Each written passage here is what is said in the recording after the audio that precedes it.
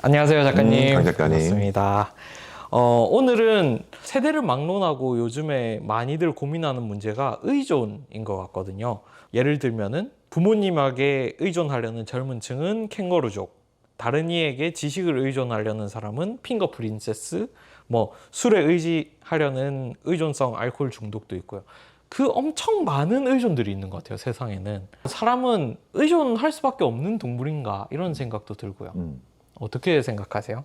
우리가 그 의존이라는 거는 그 전제가 뭐냐면 내가 뭔가 부족하다라는 뜻이에요.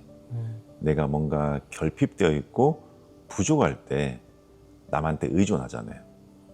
그리고 그 의존의 과정을 통해서 나는 어느 정도 나의 생존을 보장받는 거예요. 그래서 어떻게 보면 의지하고 의존하는 것은 우리 인간의 본능 중에 하나예요. 인간은 의존한 존재로 태어나잖아. 왜냐하면 우리가 어릴 때 태어났을 때 인간은 어떤 동물보다 나약한 존재예요. 그렇죠. 그래서 부모에게 의존하지 않으면 인간은 살아남을 수가 없는 거고, 그 의존했던 그런 기억이 성장하는 과정에 있어서도 고스란히 내 삶에 반영이 되게 되어 있어요. 그래서 의지하고 의존하는 것은 당연한 건데, 이제 중요한 것은 그 의지하고 의존한 것에 너무 집착을 하다 보니까 모든 관계에 있어서 의지하고 의존하려고 하는 경향이 생겨버리는 거예요. 그래서 세상을 살아가는 데 있어서 어떤 하나의 독립된 개체로서 나로서 살아가는 게 아니라 누구의 나, 누구의 나로 살아가고 싶은 그런 욕심 아닌 욕심이 생겨버리는 거예요. 그게 어떻게 보면 관계의 시작을, 누군가 관계를 맺을 때 처음부터 나는 너가 필요해 라고 말하는, 필요하다는 니드의 관계로 시작을 해서 그래요. 그래서 우리가 누군가를 만나고 누군가를 사랑하고 어떤 관계를 맺을 때 우리는 그 사람이 필요로 하기 때문에 그 사람과 만나서 관계를 유지하는 거거든요. 근데 그 필요로 한다는 그 니드라는 게 우리 관계의 시작이다 보니까 그 사람에게 의지하고 의존하는 것 같아요.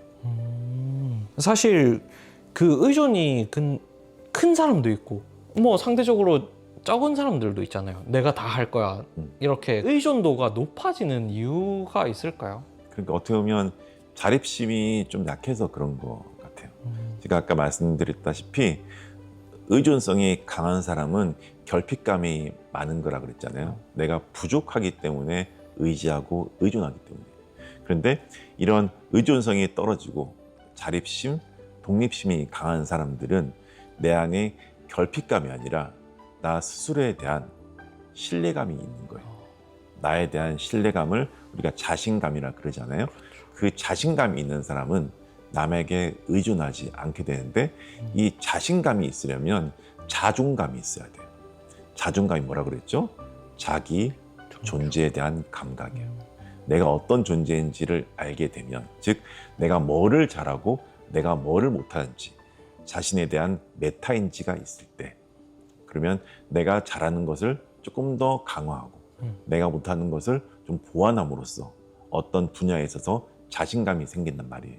그리고 내가 못하는 분야에 있어서도 내가 단점을 보완함으로써 자신감을 회복할 수가 있어요. 그래서 그런 자존감을 통해서 자신감을 회복하는 게, 아니면 자존감을 통해서 자신감을 강화하는 게 어떻게 보면 의존성을 낮추는 가장 좋은 방법이라고 할 수가 있어요. 그러니까 어떻게 보면은 자신감, 자존감의 문제가 그것이 결핍이 되다 보니까 더 의존하고 뭐 작은 선택조차도 다른 사람에게 의존하고 이렇게 되는 것 같은데. 맞아요. 그래서 내 마음이 결핍으로 차 있으면 그 결핍을 나의 자신감으로 채우지 않고 오히려 내가 누군가한테 의존하는 게 편하다 보니까 내 마음을 자신감이 아닌 다른 사람들의 시선, 그걸 눈치라 그러고, 다른 사람들의 의견, 그걸 상식이라 그래요. 다른 사람의 눈치라든지 다른 사람의 말과 다른 사람의 상식으로 그걸 채우다 보니까 그런 남에게 타인에게 누군가에게 의존하게 되는 거예요. 왜? 내 마음속에는 늘 다른 사람의 시선과 의견이 가득 차 있기 때문이에요. 그러면은 이제 자신감, 자존감, 그러니까 겉에 막 이렇게 덕지덕지 붙은 거 다 치우고 다시 이제 자존감, 자신감으로 돌아간다고 하면은 좀 뭐부터 해야 될까요? 나부터 알아야 될까요? 그렇죠. 제일 중요한 거는 자기 존재에 대한 감각이 있어야 돼요.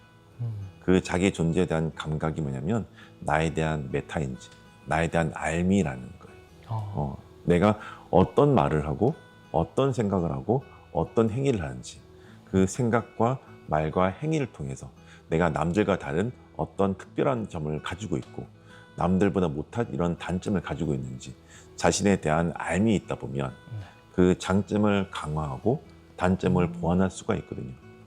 그런 과정을 통해서 이 자존감을 통해서 자기 존재에 대한 감각을 통해서 자신을 신뢰할 수 있는 그런 감정, 자신감을 키울 수 있어요. 그 자신감이 생기게 되면 나도 모르게 의지하지 않게 되고 의존하지 않게 돼요.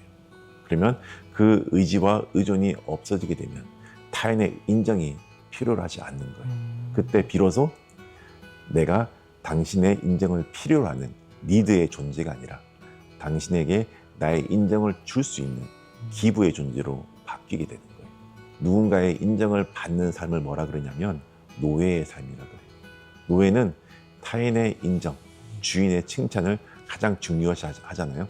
그런 노예로 살아가는 게 아니라 내 인생의 키를 내가 들고 그들에게 인정을 주고 사랑을 주고 칭찬을 줄 수 있는 뭔가 기부할 수 있는 삶의 주인이 되는 거예요. 그렇게 살아가는 게 훨씬 더 관계적인 측면에서도 그렇고 삶의 어떤 긴 여정에 있어서도 어떤 올바른 방향이라고 저는 생각을 하고 있어요. 그러면은 다시 좀 이렇게 역으로 생각을 해보면 자신감이나 자존감이 없으신 분들은 자기 스스로에 대한 알미 부족한 거네요. 그렇죠. 내가 뭘 잘하는지도 모르고 뭘 못하는지도 모르고 그렇죠. 그냥 다 희미한 상태에서 그냥 아, 나 못해 이런 그렇죠. 거라고 볼 수 있겠죠. 그래서 자신을 좀 관찰하는 그런 시간을 가지는 게 제일 중요해요. 우리는 나를 들여다보지 않잖아요. 우리는 하루에 스마트폰을 한 5시간 이상 보면서 자신의 마음을 5초도 보지 않잖아요. 내 마음 상태가 어떤지 그 마음을 통해서 올라오는 어떤 생각, 어떤 감정, 어떤 느낌, 어떤 오감을 내가 바라보고 느끼고 내가 생각하는지에 대해서 한번 생각해보고 바라보는 시간이 바로 명상이잖아요. 그 명상을 하루에 1분도 하지 않는데 어떻게 자기 자신을 관찰하고 바라보고 내가 어떤 걸 가지고 있는지 어떤 알미 있는지에 대한 그런 알미 없기 때문에 메타인지가 낮아지는 거예요.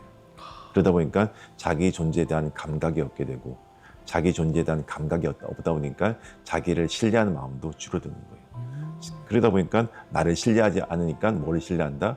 타인의 말과 타인의 시선을 신뢰하는 거예요. 진짜 명상부터 시작해서 내가 누군지 내가 어떤 걸 잘하고 그래야 그걸 해야 자신감부터 차근차근히 쌓아 올라갈 수 그렇죠. 있겠네요. 그래서 가장 중요한 것은 우리 눈은 늘 밖을 향하고 있잖아요. 우리 눈은 늘 모니터를 보고 스마트폰을 보지 이 눈을 한 바퀴 돌려가지고 자신의 내면을 보는 시간을 가지는 게 제일 중요해요. 그게 자기 관찰, 자기 참조, 회광반조라는 거.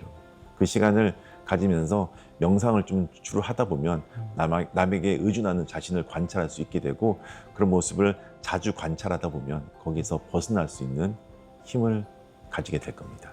아, 명상할 때 눈 감고 이렇게 뭐 생각을 지우세요 이러는데 눈 감고 생각을 지우는 게 아니라 나를 띄워 올려야 되겠네요. 그렇죠. 어떻게 근데 보면. 눈을 감는 이유는 우리가 눈을 뜨면 너무 외부 세상을 관찰하는 게 익숙하다 보니까 눈을 감으라는 거예요. 명상을 할 때 꼭 눈을 감을 필요는 없지만은 명상할 때 눈을 뜨고 있으면 너무 외부에 보이는 것들에 대해서 집착하기 때문에 자신의 내면을 들여다볼 수 없는 거예요.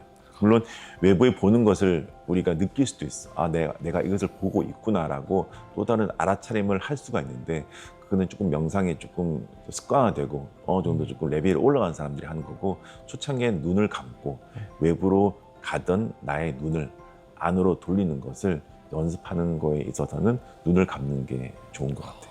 그러면 다시 좀 주제로 돌아와서 의존성이 강한 사람이 주변에 있으면은 되게 피곤하거든요. 하나하나 뭐 다 확인 받으려고 하고 그런 사람들을 삼그로 흘려보내기에는 너무 막 일상 가까이에서 이렇게 계속 시간이라든지 에너지를 빼앗기는 것 같을 경우에는 좀 어떻게 하는 게 좋을까요? 도망쳐야 될까요?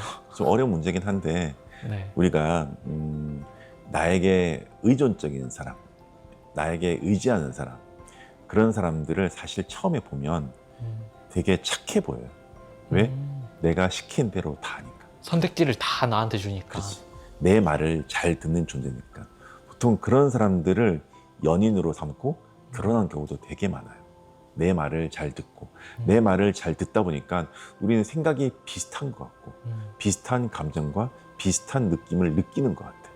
네. 생각이 비슷하구나라고 생각하는 순간 관계에 괴로움이 시작되는데 그런 괴로움이 있다는 것을 모르고 시작하는 경우가 대부분이에요. 그러다 보니까 이 사람이 나를 필요로 하고 있구나라는 것을 모르고 이 사람이 내 말을 잘 따르네 해서 시작을 했는데 알고 보니까 이 사람은 나에게 너무나 의지하고 의지를 넘어서 나에게 의존한 존재라는 것을 알게 되는 거예요. 그러다 보면 이 사람은 내 인생에 나의 노예가 되어버려요. 그러면 그게 좋지 않느냐? 절대 좋지가 않아요. 이 사람이 나에게 노예가 되는 순간 이 사람은 나에게 집착을 해요. 왜냐? 내가 없어지면 안 되거든. 나는 이 사람의 행복의 조건이기 때문에 내가 없어진다는 것은 이 사람의 불행의 조건에 해당되는 거기 때문에 내가 없어지면 안 되기 때문에 이 사람은 나에게 집착하게 되고 그 집착하는 과정 속에서 어느 순간 나도 이 사람의 노예가 되는 거예요. 서로가 서로에게 노예가 되는 관계가 되는 거예요. 그러다 보니까 어떻게 보면 가장 안 좋은 관계가 서로가 서로를 필요로 하는 관계. 그게 노예의 관계예요. 가장 좋은 관계는 서로가 서로에게 사랑을 주는 관계. 서로가 서로를 존중하는 관계. 존중하는 관계는 뭐냐면 서로의 다름을 인정하는 관계. 그게 내가 옳고 너가 그르다가 아니라 너와 나는 다른 존재이기 때문에 옳고 그른 게 없다라는 관계가 서로의 다름을 인정하는 관계, 다른 말로 서로를 존중하는 관계예요. 의존하는 관계는 뭐냐면 내가 옳고 너가 그르다. 내 말을 따라 그렇게 할게. 이게 너무나 오래 지속되다 보면 서로가 서로에게 이제 옳음을 주지 않은 관계가 돼요. 그러다 보면 처음엔 서로가 서로의 노예가 되는데 이제 서로가 서로의 주인이 되려고 하는 거예요. 막 주도권 싸움을 하려고 그렇죠. 하는 거예요. 그런 관계가 지속이 되면 너무나 인간관계가 괴로워지는 거예요. 그래서 한 번쯤은 우리가 어떤 관계인지를 한번 생각해 보는 그런 시간을 한번 가져봤으면 좋겠어요.